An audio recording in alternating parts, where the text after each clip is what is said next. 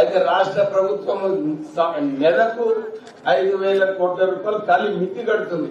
హరీష్ రావు గారు, కేసీఆర్ గారు చేసిన అప్పుల కోసము రాష్ట్ర ప్రభుత్వం 5,000 కోట్ల. మీ అందరూ తెలుసు, మన ఆమ్దాని మనకు నెలకు జీతం 10,000 ఉంటే 8,000 ఖాళీ అప్పుకు పోతే ఇంకా ఏం మిగులుతుందమ్మా? టీఆర్ఎస్ ప్రభుత్వము అందరికి డబుల్ బెడ్రూమ్ ఇల్లు కట్టిస్తాను. అందరు కట్టించిందమ్మా? చేతులు ఎత్తండి. కట్టించిందా? మరి మంచిగా చెప్పండి. ఇట్లని ఇంతకుముందేమో ఇట్లా కట్టించిందా? అట్లా సమస్యలు చాలా ఉంటాయి. కానీ నేనేం చెప్తున్నా అంటే రాష్ట్ర కొత్త రేషన్ కార్డులు వచ్చినాయమ్మా? ఎవరికన్నా రాలేదు. అయితే రాష్ట్ర ప్రభుత్వం వచ్చిన తర్వాత మనందరికీ గ్యారంటీ కార్డు అన్నారు. తర్వాత మీ అందరికీ కూడా సౌలభ్యం వస్తుందమ్మా? అందరికీ చేతులు ఎత్తున్నామా? అందరికి వచ్చిందా? హరీష్ భాయ్, ఇంత అచ్చా గ్యారంటీ కార్డు, ఇంత అచ్చా స్కీమ్స్ రాష్ట్ర ప్రభుత్వం తీసుకొస్తుంది.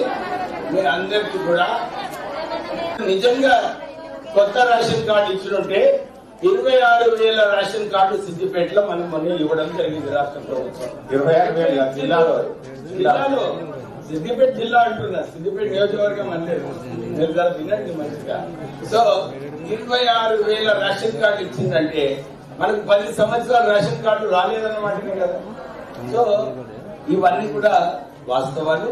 కానీ మీరందరూ కూడా మన కాంగ్రెస్ ప్రభుత్వం వచ్చిన తర్వాత రేవంత్ రెడ్డి గారు మీ అందరికీ కూడా ఏదైతే హామీలు ఇచ్చినారో అన్ని హామీలు కూడా పూర్తి చేయడం జరిగింది. మీరు వినండి అమ్మా, ఇంకా 3 సంవత్సరాలు ఉన్నాయి.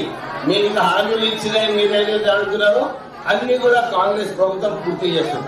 ఇప్పుడే చెప్పినా మీకు, ఇందిరమ్మ ఇల్లు ఎంతమందికి వచ్చిందమ్మా? ఇక్కడ బేస్మెంట్ వరకు కట్టుకున్నారా? 1,00,000 రూపాయలు 7 లక్షల ఇందిరమ్మ ఇల్లు కట్టడానికే రాష్ట్ర ప్రభుత్వం నిర్ణయించుకుంది. ఎవరికైతే రాలేదో ఇందిరమ్మ ఇల్లులు డిసెంబర్ నుంచి కూడా మీ అందరికీ ఇందిరమ్మ ఇల్లులు వచ్చేలాగా చేస్తాం. 1,00,000 కోట్ల రూపాయలు కాళేశ్వరంలో పెట్టిండ్రు. ఇవన్నీ కూడా ఈ ప్రాంతంలో ఇప్పుడే అందరూ హరీష్ రావు మీ అందరికీ మళ్ళీ ఒకసారి రాష్ట్ర ప్రభుత్వం తరఫు నుంచి, కాంగ్రెస్ ప్రభుత్వం తరఫు నుంచి ఏదైతే ఇందిరమ్మ ఇల్లులు అన్నారో, కొత్త రేషన్ కార్డు అన్నారో, ఇవన్నీ కూడా ఇవ్వడానికి రాష్ట్ర ప్రభుత్వం సిద్ధంగా ఉంది. మీరందరూ కూడా కళ్యాణ లక్ష్మి ఈ కార్యక్రమంలో